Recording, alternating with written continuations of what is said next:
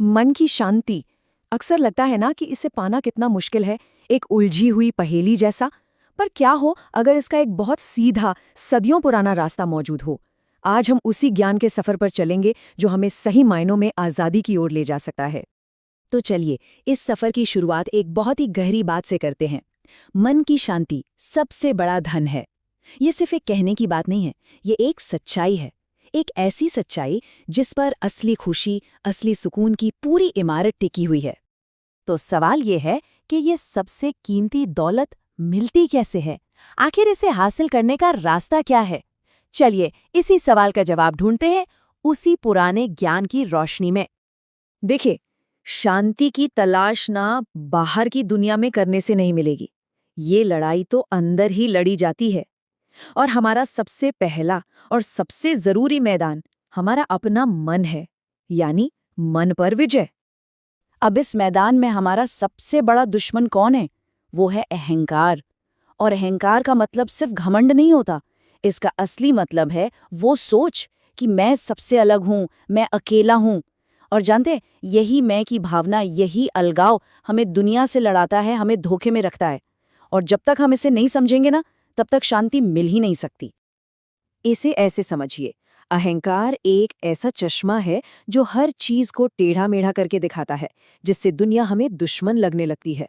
हर तरफ बस झगड़ा ही नजर आता है। और विनम्रता, वो इस चश्मे को उतार फेंकती है।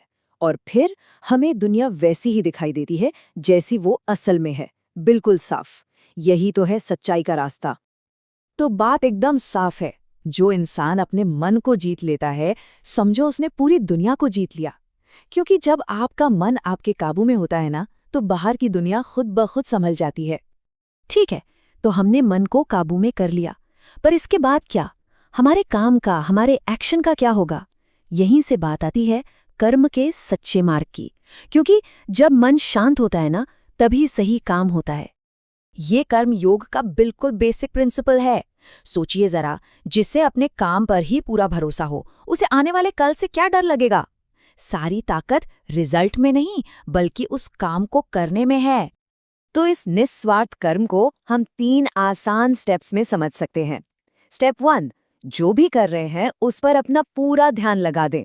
स्टेप 2, वो काम करने के बाद रिजल्ट क्या होगा, इसकी टेंशन छोड़ दें। और स्टेप 3, बस ये भरोसा रखें कि अगर काम सही है तो फल भी सही ही मिलेगा। तो इसका मतलब क्या हुआ? मतलब ये कि क्या कर रहे हैं, इससे ज्यादा जरूरी है कि कैसे कर रहे हैं। जब कोई काम पूरे फोकस के साथ, बिना रिजल्ट की फिक्र किए किया जाता है, तो वो काम हमें बांधता नहीं, बल्कि हमें आजाद करता है, हमें मुक्ति दिलाता है। ठीक है, मन शांत हो गया, काम भी सही तरीके से होने लगा। अब सवाल है कि दुनिया के साथ हमारा रिश्ता कैसा हो? और इसका जवाब सिर्फ एक शब्द में है, प्रेम। प्रेम और करुणा की शक्ति। और ये प्रेम सिर्फ एक एहसास, एक फीलिंग नहीं है। ये वो ताकत है जो सबको एक दूसरे से जोड़ती है। याद है, अहंकार हमें कैसे अलग थलग महसूस कराता था? प्रेम ठीक उसका उल्टा करता है। वो उस दूरी को मिटा देता है। सच्चे प्रेम की ताकत के कई चेहरे हैं। ये वो हिम्मत है जो नामुमकिन को मुमकिन कर देती है। ये वो सुकून है जो कहीं और नहीं मिलता। ये हमें मैं करने से हटाकर दूसरों के लिए जीना सिखाता है। और सबसे बड़ी बात, ये हमें माफ करना सिखाता है, जिससे सिर्फ दूसरा ही नहीं, बल्कि हमारा खुद का मन भी आज़ाद हो जाता है। लेकिन जिंदगी हमेशा आसान तो नहीं होती है ना, मुश्किलें तो आती ही हैं।